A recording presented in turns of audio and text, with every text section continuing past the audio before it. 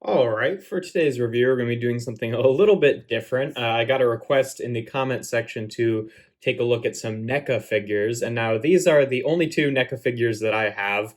I'm not really a big Neca collector, but I do really like Godzilla, and I got these as a gift last Christmas. So yeah, I'll take a look at these two. These are, obviously two Godzilla figures from Neca. This one is they were both released in 2019, but this one is referencing the 1964 Godzilla versus Mothra Godzilla, or Mothra versus Godzilla, rather. And this one is, let me just make sure I've got this right, the 1956 movie poster Godzilla design. So yeah, just two really nice little designs. I like this one because he's a bit more, accurate to Godzilla's color scheme. And I like this one because he's just like a funky, neon-y movie poster design kind of Godzilla. And yeah, they're both pretty cool figures. They're very hefty. I'm not sure, how on par that is with a lot of other NECA figures, but they definitely feel like pretty much solid all the way through. They both come with a little blast effect, which honestly I'm not overly thrilled with. Like they're well done enough blast effects, but they don't really, I don't think, look that good with the figures themselves. The red fiery one came with the 1956 movie God poster Godzilla, and it's got this little like semicircle cut out there, and there's a little. I don't think I'm going to be able to show it on camera, but deep in the back of his throat, there's a little cutout to match. So you just kind of line that up, and obviously, it's easy to tell which side is supposed to be up because like all the flame effect stuff is on top, and get it in, and then there's these little, looks like there's these little molded, like, oh, you can't see that, sorry, these little molded sections here for the teeth to go into, but you really have to like really force it to get it to that point, and even then it like doesn't totally get there, and like, it looks okay. It looks actually way better on, on camera than it does in person. I guess like, seeing it from like this downward angle on camera is way better than seeing it from up top, which I think it just looks like it's just awkwardly kind of, shooting out of his mouth and like not really at the right angle either. I would think that, the way this angle of his mouth is, it should really be going like this way, like that a bit more, whereas it's just kind of like jutting down from the roof of his mouth because that's where it attaches. I don't know. I'm not totally thrilled about it. I think his looks a little bit better than his, and he's got this little slit right here, which it kind of just goes into the hinge of his throat, and he's also got these little dots here where his teeth are supposed to go, but this must be like a holdover from a previous like use of this mold or something, because there is just no way that gets that far into his mouth, like not even close. It like sort of jams into the hinge, but and then like even then it's just like kind of shooting just like straight down, again not really at the right angle. I think his looks a little bit better. This just looks pretty dumb. So I don't know, I don't really display them with the blast effects, but if that's something that you're into, it is cool that that it comes with those. And yeah, even his jam's way up in there. At least this one is a little bit more secure, but yeah, you can look at them individually for articulation. So starting off with the head, his mouth is on a hinge here, which is nice. It's got, I'm pretty sure it's on a ball joint, the head. Like most of the joints, are ball joints or universal joints. So I'm pretty sure that's a ball joint, but it only really acts as a swivel. Same kind of thing for the neck, and doesn't even like really swivel that far back and forth. The body is on a big ball joint as well, but like if you're really twisting it that far, like that doesn't really look good because the spikes don't kind of follow that line. They kind of like separate, which is, the shoulders here are on universal joints, which, can only go out about that far and go in about that far, and then they can rotate pretty much all the way around. Yeah. Yeah, I mean, the way that these guys are is like they're designed to look like the big like suits that the guys wore, right? So they're not going to be overly posable just because like they're big and chunky. He's got a swivel here at the shoulder or at the elbow, and then also a bend that only really goes about that far. So not a very deep elbow bend. Another, it's like really just universal joints all the way down the arm, but swivel and hinge on the hand here. I can't really get, okay, there we go. Yeah. So the hand can hinge out about that far and in about that far, I don't really know what you're what you're doing with that. And then he's got just a regular hinge on the knuckles of his hand here, but it's just at the knuckles, so like it looks a little like, I don't know, weird. It doesn't really look like he's like making a fist or anything. So, whatever.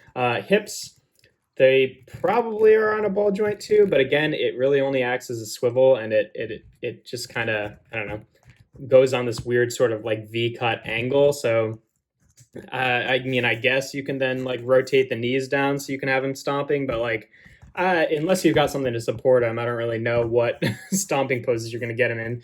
And then the knees here are another big universal joint. You can see the big cut right there. So it's got a swivel and then a knee that bends about that far. And like, it's nice that it bends that far, but again, like, I'm not sure.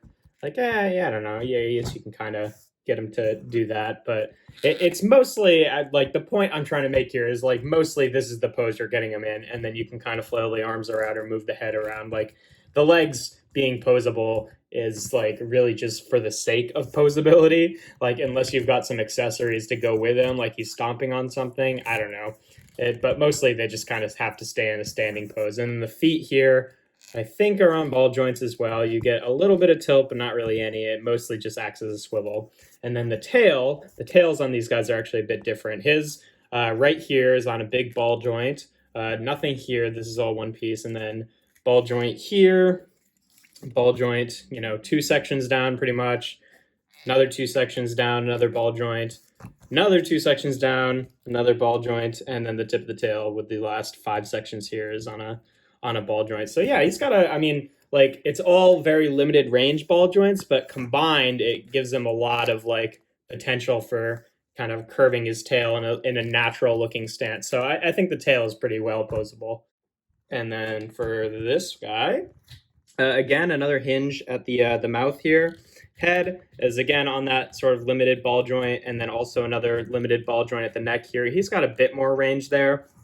The mid cut of the waist here, again, another big ball joint, but it's got the same sort of issue where if like you rotate it too far, it's kind of separating the big spikes there. Shoulder, another universal joint, more or less the same range as the other one. Elbow here, it's got a bit more bending range. You can get a bit more of 90 there. And then also a swivel, obviously. Same thing at the wrist here, although maybe that one's just a ball joint. This doesn't seem to be like a universal joint like the others. At least I don't see like the cut for the hinge part of it. And then his knuckles also fold in, but I mean, like it looks a little bit better shape-wise, I think, than the other hand, but it does kind of break up the painted detail here, where if you have it open, it's just continuously green, but if you close it, then it's like green, black, green. Not too big a deal.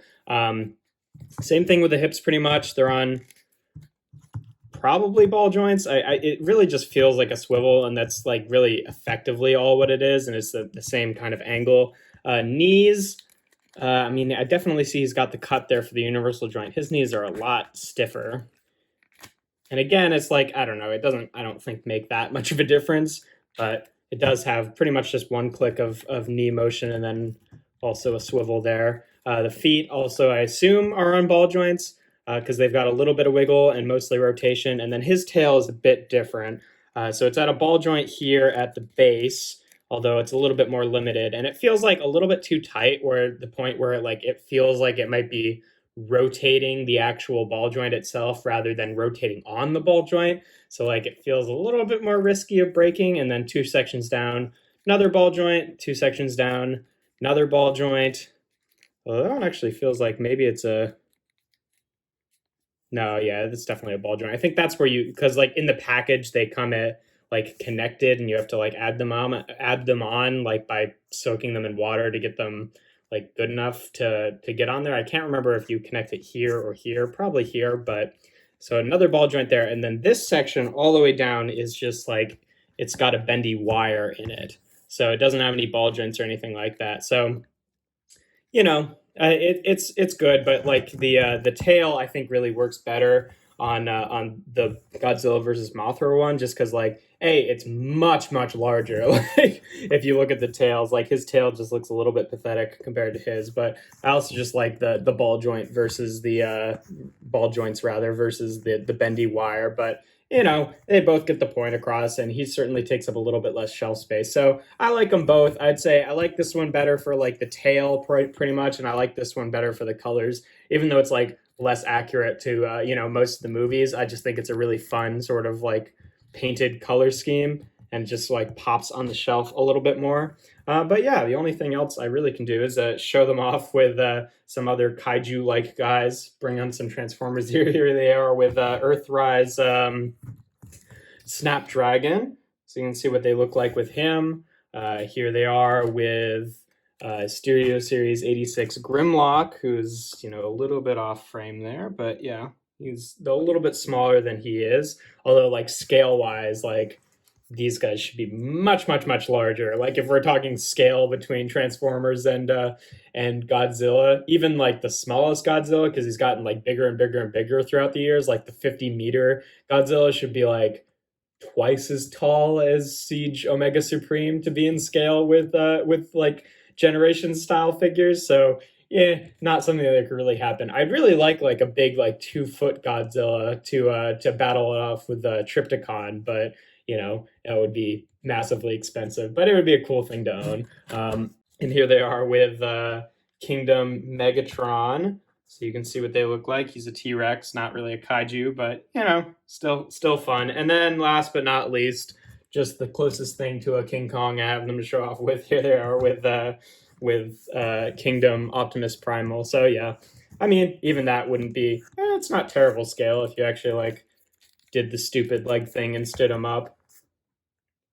I don't know. I mean, scale kind of goes out the window with these guys a lot of the time anyway. Like they're a little bit inconsistent in like a lot of the movies. Like I watched the new Godzilla versus King Kong, and like after I don't know, looking at it again, is like I think technically it's all accurate, but it just seems super wrong a lot of the time because like they have them battling on like stupidly massive ships that are like larger than any ship could exist in the real world and stuff like that. So it's like it makes them seem a lot smaller. But I think technically the scale is accurate to that movie, but whatever. That's neither here nor there. But yeah, that's not really a lot to say about them. They're not massively posable, but like they're really just like nice chunky Godzilla figures, and like this is really the pose to put a Godzilla in anyway. Then the only variance is being like the way you want to turn the head or the way you want the arms to be. Like I don't really mind that the legs are kind of, the posability is a little bit null. But yeah, here we have 2 NECA Godzilla figures. If you enjoyed this video, make sure to leave a like and consider subscribing.